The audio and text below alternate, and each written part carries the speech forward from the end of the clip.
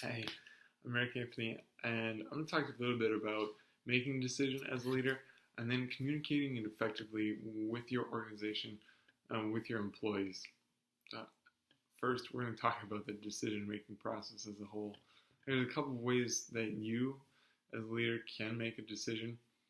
You can make a decision through a rational approach, through a behavioral approach, and you can make it through an evidence-based approach. A rational approach is essentially a systematic step-by-step approach for making a decision.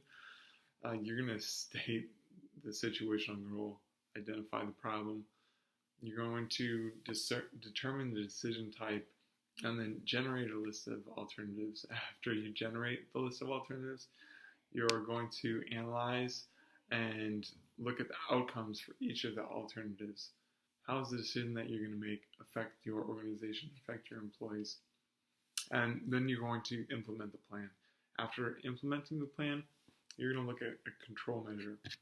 Control measures are essentially looking at it as a whole and seeing what you could have done to make it better and acting on that if you could make it better. Evidence-based approach is commitment to identify and utilize the best data available to make a decision. If you have ever looked at consumer reports, you've used evidence-based approach. People will rate items that they've bought in the past, and you as a consumer are going to look at those ratings, you're going to look at the cost, you're going to look at the components of the item that you're buying, whether it's a car or a washing machine, and you're going to use evidence to make a decision. Now, behavioral approach is a little bit different, and that looks at reality. An administrative model isn't one that you want to use all the time as a leader. It's taking into consideration that you don't have a lot of time, that you don't have a lot of resources to make a decision, but you will optimize a lot if you use the administrative model. And that's just choosing the quickest decision possible. Something goes wrong and you choose to act on the first thing that pops in your head. Sometimes it's effective, but the majority of the time there's a better decision out there. You just have to wait for it. You have to dig a little bit. Now, the integrated approach is really the best of both worlds. The rational approach, which is systematic in nature, and the administrative model, where you don't have the time, you don't have the resources to wait to make a decision. The integrated approach takes both of those things into consideration. You're going to generate as many alternatives as time, money, and resources allow. And you're going to sit on it. You're going to talk to employees and talk to counterparts, and then you're going to act on it as a leader and as a manager. Dean and Sharfman, in 1996, conducted a study of 52 decisions made by a group of 24 different companies. And the study showed that the success of a decision has a very high correlation to the decision-making process itself.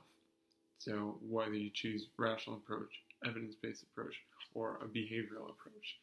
Then Green and Tabor in 1980 noted in their study that a structured decision that involves individuals throughout the organization will result in the highest amount of group satisfaction, which is key. Sometimes as a leader, you don't have that time to talk to your employees before a decision is made. You have to make that decision yourself as a leader or as a manager. So how do you communicate that decision effectively?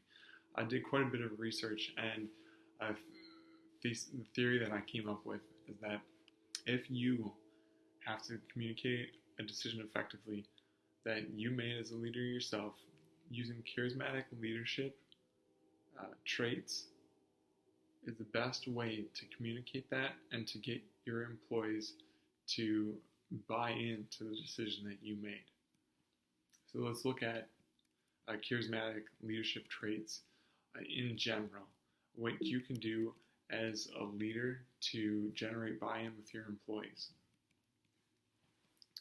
So what you should do as a leader is ensure that after the decision is made, you are enthusiastic about your decision. And don't go overboard, be realistic about it, but make sure that you verbalize that you're confident in the decision you made, and confident that the decision that you made is going to have a positive impact on the organization as a whole and on your employees as well.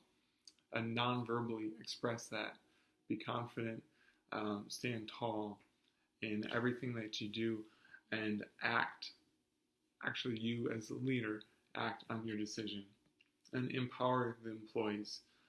Empower the employees to act on the decision for you.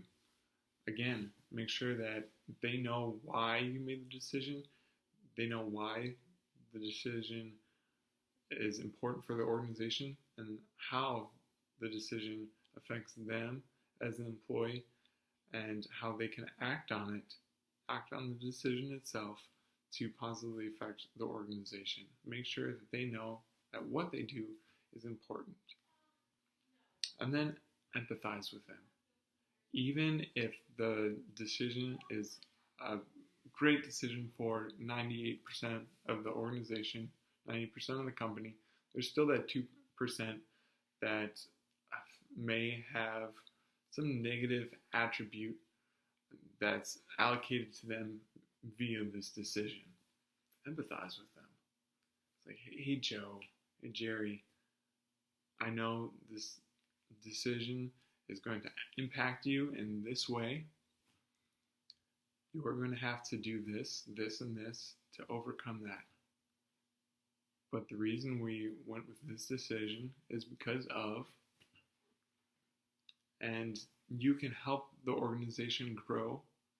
You can help the organization thrive if you act on the decision that was made and if you promote change instead of resist it. Now, when all is said and done, it's better to get the organization tied in on change that's coming up. But as a leader, sometimes you don't have that time to talk with your organization and prep them for change. So be charismatic after a decision is made. Go with your decision, be confident, empathize, and be creative. It was a pleasure talking to you today. Thank you.